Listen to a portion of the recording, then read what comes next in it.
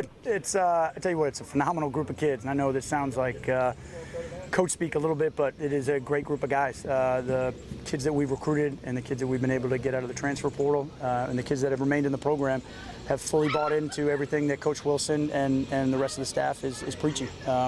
They come ready to work, and it doesn't matter in what capacity, whether it's the weight room, whether it's the meeting room, whether it's on the practice field, in a walkthrough. They come focused and they come correct. The guys are communicating, the guys are working hard, and they understand it's getting close to game time. Is this call game ready? Is our walkthrough game ready? Is my stance game ready? And our guys are really focused on the fundamentals. So it's been a lot of fun, and the guys they're falling in love with the process of practice, and that's an exciting part. How have you changed from year one to year two, would you say? Have you? Well, I think you're always adapting, you're always developing. I try to tell the kids that every day, that you're developing, I'm developing as a coach, as a husband, as a father. I'm trying to do better than I did the day before.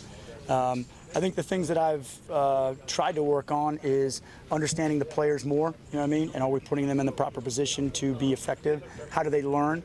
Are we teaching in the right ways? You know what I mean? Are we using the proper language, the proper communication, walkthroughs more, images more, whatever apparatus we have at our availability, are we using that to the best of our ability? And I think more than anything, it's just a collaboration between the whole staff, you know what I mean? To have a year under our belt working together, so we're saying the same things, we're seeing the same things. It's been a major plus for the defense.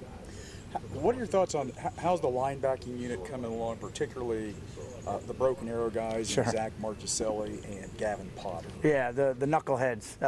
It's a great group. Is that what you call them? I mean, they're knuckleheads, and I tell you what, they love football. Coach McFarland's done an excellent job galvanizing that group and getting them to play together. I think one of the best parts of practice today is when the younger guys were in.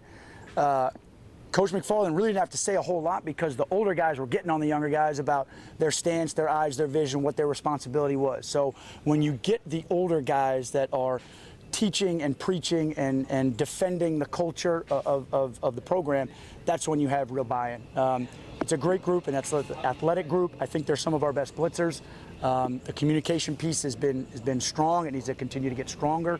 But it's a fun group to be around. It's an older group. In the sense that we've got some transfer guys in Zach and Gavin and Chris, but you've also got some youth with Mario White and Aquavius Dunbar and Elijah Wilson. It's a good group, and we're excited to have those guys, and we're looking for guys like Will Alexander to keep coming on. You know what I mean? As a walk-on, you got to keep coming on. But that's a group that we need to be a strength of our defense if we want to have the kind of season we're looking forward to having. And speaking of Chris, how's he been? He's been great. You always love to add a piece like Chris Thompson, who, played in the SEC as a safety and then transitioned at USC in the Pac-12 into a linebacker. And, he needs a ton of reps, and he's getting all those reps. And, while you're working him in on punt, while you're working him in on kickoff, and every time he's near foot, near shoulder on a tackle, we say, hey, that's a special teams rep, but that's a defensive rep as well. All those guys have been working their tails off from a communication standpoint and just a work ethic. You know what I mean? They put on their hard hat and lunch pail every day, and there's a lot of improvement out of that group. Have you had trouble trying to get him out of his shell? It's funny. The guys, when they first get here, they do have a little bit of that, how am I going to be accepted by the group? And I think that's a natural reaction to any new group. But the best parts of Tulsa are the fact that the people are welcoming. The best parts of Tulsa University are about the people are welcoming. And it's the same thing within our locker room. Chris has worked his way into a leadership role, not because of anything he's done previously, but everything he's done here on campus. So when guys like that act the appropriate way, they're able to earn the trust and respect of their teammates. So they're able to become leaders. They're able to become respected guys. And it's like any workplace atmosphere. If you're putting in the work and you're doing your job, people are going to respect you. If you slack off and you're lazy, no one's going to listen to you, no one's going to respect you. So Chris has done the work to earn the respect and trust as a leader on this defense and team. You just seem like the guy to stand back and watch and then say something if he's talking. Yeah, well, when you've got guys like Gavin Potter and Zach Marchicelli at the microphone, sometimes it's hard to get your due time. But I think Chris leaves the banter to those two. But believe me, he's the first one to he's not backing down from anybody, and I think that's where you see it most of all when it's a one-on-one and a physical atmosphere. Chris ain't backing down from nobody, and you see his true personality, and he's a fighter. where's your comfort level with your depth right now? Good and getting better. Good and getting better. We are not game ready.